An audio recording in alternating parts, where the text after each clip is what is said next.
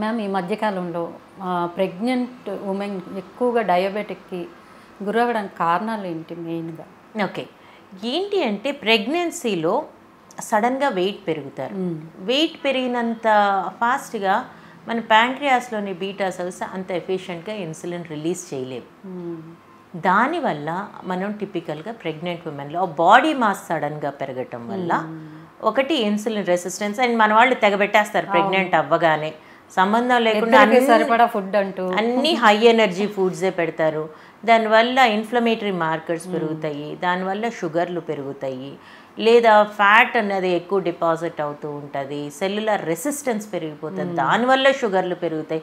ఇలా multitude of factors, రకరకాల ఫ్యాక్టర్స్ని మనం ప్రెగ్నెంట్ అవ్వటమే ఆలస్యం ఇండ్యూస్ చేస్తాం కాబట్టి ప్రెగ్నెంట్స్లో మనం డయాబెటీస్ ఎక్కువ చూస్తున్నాం. అయితే దీనివల్ల సమస్య ఏంటంటే తల్లికే కాదు, కడుపులో ఉన్న బిడ్డకు కూడా పుట్టక ముందే డయాబెటీస్ని ఆస్తిలాగా రాసిచ్చేస్తూ ఉన్నాం, జబ్బుని రాసిచ్చేస్తున్నాం. కాబట్టి ప్రెగ్నెంట్ అయితే హై ఎనర్జీ ఫుడ్స్ ఏదైనా ఒకటే బేసిక్ ప్రిన్సిపల్ అండి, మనం ఎంతైతే ఖర్చు పెట్టగలమో అంత శక్తినే మనం తీసుకోవాలి. కానీ మనం ఖర్చు పెట్టేదానికంటే ఎక్కువ తీసేసుకుంటూ ఉంటాము, దానివల్ల కలిగే నష్టాలు.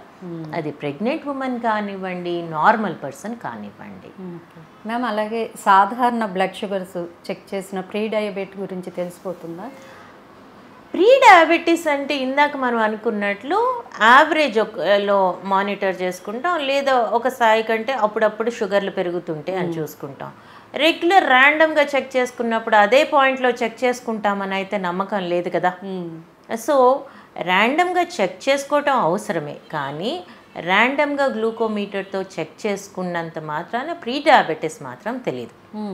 ప్రీ డయాబెటీస్ తెలియాలంటే ఖచ్చితంగా ల్యాబ్లోని fasting glucose levels, HbA1c levels, OGTT అంటాం, ఓరల్ గ్లూకోజ్ టాలరెన్స్ టెస్ట్ అని చేస్తామన్నమాట. దాని ఆ లెవెల్స్ అన్నిటినీ ఒక చోట చేర్చి డిఫైన్ చేయగలిగిందే ప్రీ డయాబెటీస్. అయితే చాలామంది ఏంటంటే చాలా కాలం ప్రీ డయాబెటీస్లో ఉంటాం, ఇదేమి ఒక్క రోజులో వచ్చేది కాదు, ఒక్క రోజులో ఈ సంవత్సరం ప్రీ డయాబెటిక్ ఉంటే వచ్చే సంవత్సరం డయాబెటిక్ అవుతామని కాదు.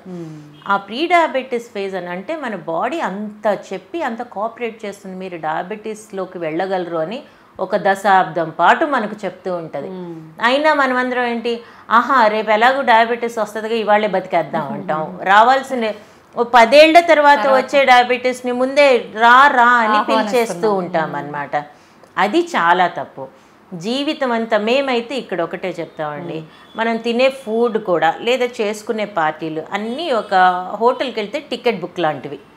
ఎన్ని టికెట్లు, ఎంత పార్టీ చేసుకుంటే, ఎంత స్వీట్లు తింటే, ఎంత హై గ్లైసెమిక్ ఫుడ్ తింటే అన్ని టికెట్లు మన టికెట్ బుక్లో నుంచి చిరిగిపోయినట్లే. సో అది ఎంత నెమ్మదిగా రోజు మోడరేట్గా జాగ్రత్తగా మైండ్ఫుల్గా తింటే చాలు. గడ్డి గోదా తినక్కర్లేదు, రుచి పచి లేకుండా తినక్కర్లేదు. అయితే ఇప్పటి వరకు మనకు తెలిసింది తప్పుగా తెలిసింది కాబట్టి కొత్త అలవాట్లు నేర్చుకోవాల్సిన అవసరం ఉంది. అంతే కదా, మన పెద్దవాళ్ళు జొన్నన్నం తినేవాళ్ళు, మనం తినట్లేదు కదా. అలా అని మన ఫ్యూచర్ జనరేషన్స్ వరన్నం తింటే వాళ్ళకి కరెక్ట్ కాదు, మనకే కరెక్ట్ కాదు, వాళ్ళకి కరెక్ట్ కాదు. కాబట్టి ఆ మార్పులు ఏవైతే మన లైఫ్ స్టైల్ మారటం వల్ల వచ్చిన మార్పులు ఏమైతే ఉన్నాయో దానికి తగ్గట్లు మిగిలినవి కూడా మన ఆహారపు అలవాట్లు, మిగిలిన అలవాట్లు కూడా మార్చుకోవటం అన్నది చాలా అవసరం.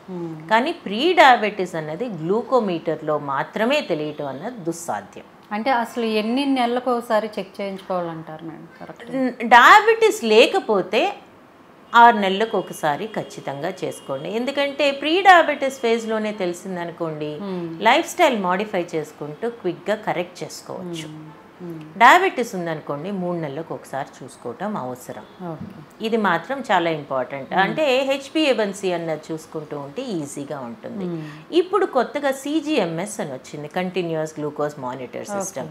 దానివల్ల ఏంటంటే 24 గంటల పాటు మన షుగర్ ఎలా ఉందో అన్నది తెలుసుకోవటం, కేవలం యావరేజే కాకుండా దానివల్ల ఇంకా తేలిగ్గా తెలిసే అవకాశం. అంటే 24 గంటలు మనం పొడుచుకొని చూసుకోలేం కదా, రక్తం ఇచ్చి కూడా చూసుకోలేము కదా. కాబట్టి ఈ కొత్త టెక్నాలజీ వల్ల, ఈ కొత్త టెక్నాలజీ మనకి యాక్చువల్గా చాలా హెల్ప్ చేసింది. ఫర్ ఎగ్జాంపుల్ రాగి జావా చాలా మంచి ఫుడ్ అనుకునేవాళ్ళం, ఆ కొత్త టెక్నాలజీ వచ్చాకే తెలిసింది దానికి కూడా గ్లైసిమిక్ ఇండెక్స్ తక్కువే కానీ లోడ్ ఎక్కువ అని. అంటే తక్కువ గ్లైసిమిక్ ఇండెక్స్ ఉండే పదార్థాలతో కూడా ఫాస్ట్గా జీర్ణమైపోయే విధంగా మనం తయారు చేసుకుని దానివల్ల కూడా షుగర్ పెరిగే పరిస్థితిలో మనం తయారు చేసుకున్నాం అన్నది ఈ CGMS ఇవన్నీ వచ్చాకే మనకి ఎక్కువగా తెలియటం మొదలుపెట్టినాయి. సో అయితే అది కొంచెం ఎక్స్పెన్సివ్ ఉంటుంది. ఆ డివైస్ 5,000 ఉంటుంది, 5,250 తక్కువ కాస్ట్. అంటే ఎట్లా చేస్తారు మేము? అదొక స్టిక్కర్ లాగా ఉంటుందండి. దానికి ఫోన్లో యాప్ ఉంటుంది, ఆ యాప్తో రీడ్ చేసుకుంటే వచ్చేస్తూ ఉంటుంది. అయితే చాలామంది ఏంటంటే CGMS వేసుకున్నాక మా షుగర్ బాగానే ఉంది కదా అనుకుంటారు. కాదు, దాంతోపాటు రక్త పరీక్షలు కూడా చేసుకొని చూసుకోవాలి. ఎందుకు? ఇన్సులిన్ ఎక్కువ రిలీజ్ అయిపోతూ షుగర్ని మెయింటైన్ చేస్తుందా అంటే ఇన్సులిన్ రిలీజ్ చేసే కణాలు ఎక్కువ పనిచేస్తున్నట్టే కదా, అంటే తొందరగా అలసిపోతాయి అనే కదా. లేదా ఇన్సులిన్ రెసిస్టెన్స్ ఎలా ఉంది అన్నది చూసుకోవాలి. ఎక్కువ ఇన్సులిన్ రెసిస్టెన్స్ ఉందనుకోండి, దాన్ని తగ్గిస్తూ ముందుగా చూసుకోవటండి. సో ఒక పక్క CGMS, మరో పక్క రక్త పరీక్షలు, ఇవన్నీ కనీసం షుగర్ లేని వాళ్ళు కనీసం పెట్టుకోగలిగితే 6 నెలలకు ఒకసారి లేదా సంవత్సరం ఒకసారి ఖచ్చితంగా పెట్టుకోవాల్సి. షుగర్ ఉన్న వాళ్ళు 3 నెలలకు ఒకసారి చూసుకుంటూ ఉంటే వాళ్ళు వర్సన్ అవ్వకుండా జాగ్రత్త పడటానికి అవకాశం ఎక్కువ.